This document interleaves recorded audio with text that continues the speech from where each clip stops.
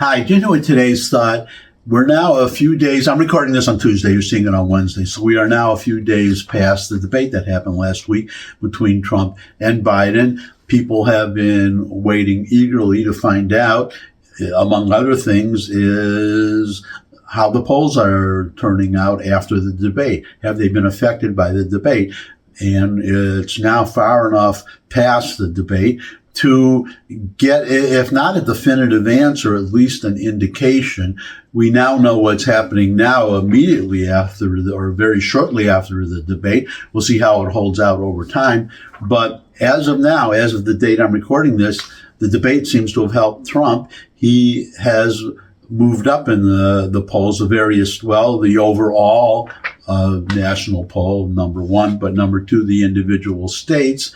He seems to have increased his lead in some states. I'm talking about swing states now, where he was already ahead, and states where he was tied, and even states where he was behind. And that's what I'm going to get to today, because there are, two very, actually surprised me, two polls and a surprising statement from a certain governor. So that's not a poll, but I assume this governor knows what's going on in her state. So we're going to get to all that today. Now I'm going to put up some maps. These maps come from a website called 270towin.com, 270 TOWIN.com.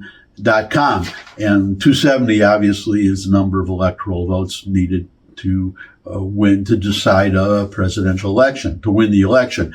Now, what's interesting is, you know what? Let me put the map. I'm going to show you three maps. Let me put the first one right up, and then everything will be clear to you. So here's the map, and it's let me explain the map. This map, and I highly recommend this site if you're a political junkie, as I am, because that map that you're seeing, that is an electoral map of the United States, but it's interactive.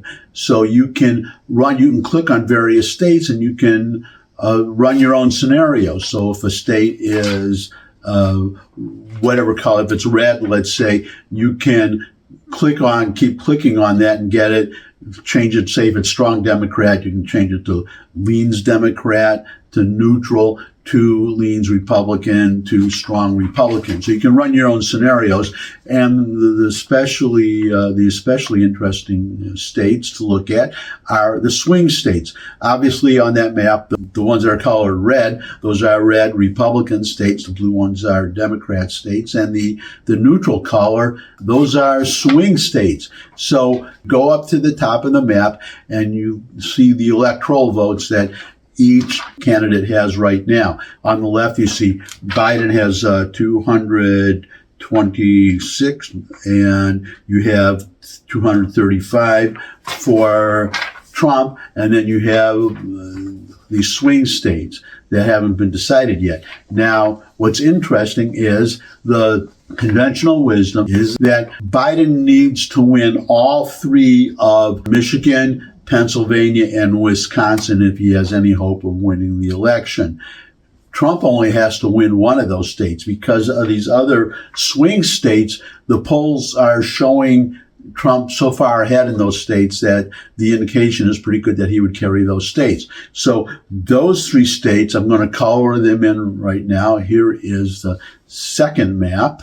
Nevada, Arizona, and Georgia. If we fill in those states for Trump, for the Republican candidate, that takes Trump up to 268 electoral votes, just too short of the 270 that he needs to win. That's where the conventional wisdom kicks in, that if Trump wins any one of those three especially important states, Michigan, Pennsylvania, and Wisconsin, then he wins the race. And you can even boil it down to just Pennsylvania. Whoever wins Pennsylvania would win the race. But that conventional wisdom may not be so wise anymore. If what I'm seeing now, some new polls, if those hold to the election, then, let's get right to this last map. So here is the last map, and you see it's exactly the same as the map that I just showed you, except look in that far right corner.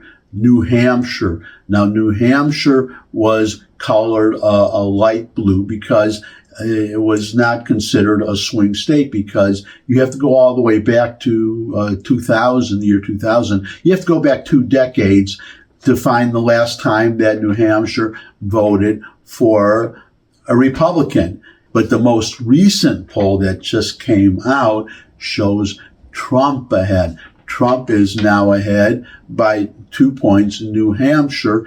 Let's give New Hampshire to Trump in our hypothetical map. And there you go. Well, what's 4 plus 268? 4 electoral votes plus 268, 272. 2 more than Trump needs to win. Without, this is the important part, without Michigan, without Pennsylvania, without Wisconsin.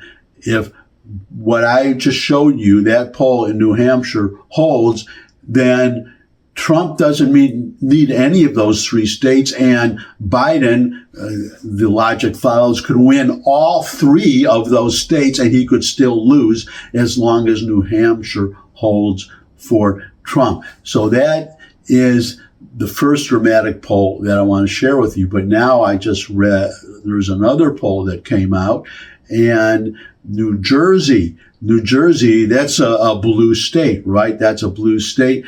Most recent poll, and these polls are after the debate. That's the important point. After the debate. And New Jersey now has Trump ahead 1 point, by 1 point. Very small, within the margin of error, I'm sure. And we'll have to see how it holds going forward. But you can see the significance of that. The significance of, if Trump were to win New Jersey, it would be all over. And then Trump would not need Michigan, would not need Pennsylvania, would not need Wisconsin, and would not need New Hampshire that I just mentioned. He would be well over 270 if he wins New Jersey, which brings us to this governor I was talking about, this governor. This is not a poll, but this is Governor Gretchen Whitmer of Michigan, my home state, by the way. A shout out to Michigan. And if you've never visited Michigan, the up north, it is so beautiful. People come from all over the world to see the colors change in the trees in fall. Up the Upper Peninsula is just gorgeous. So that's a little commercial there for my home state of Michigan. But getting back to Gretchen Whitmer, the news report that I read is that she told the Biden campaign that Michigan is unwinnable, that he cannot win Michigan. It's easy to speculate on why. I mean, it's obvious that possible obvious reasons is, as I've mentioned in the past, the Arab vote, the Muslim vote. They are angry at, or they oppose Biden's support of Israel. And they said there were 100,000 uncommitted votes in the primaries in Michigan. So that was the one thing. But then you have, I'm a Jew and I'm from Michigan, and I'm not the only one. So I left Michigan, but there's still a lot of Jews back there. So if Biden has been kind of trying to tilt back to appease the Muslims, but now he's pissing off the Jews. So he's got a little problem there. This is a general problem that the Democrats have every so often, and it seems to be getting worse. So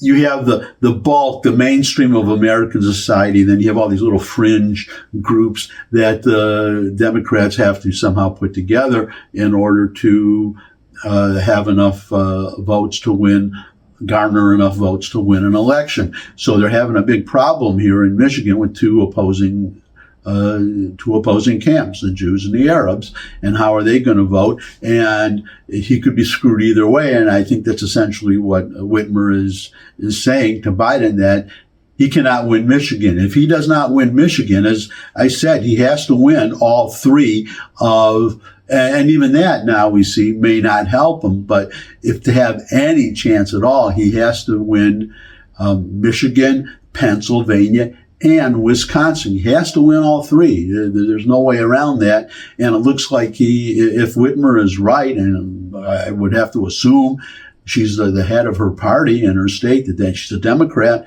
head of the Democratic Party in Michigan. She must know what's going on in her state, and she's reportedly telling Biden that he cannot win Michigan. So, as I said, important dramatic developments. We'll have to see whether this is a trend that stays constant going into the future or not. It's going to be very interesting next few months, and we'll see what happens. In the meantime, if you could subscribe, that would really be great. Share this video with anyone you think would benefit from it. But most of all, come back and see me again. I would love to see all of you again. And until I do see all of you again, bye.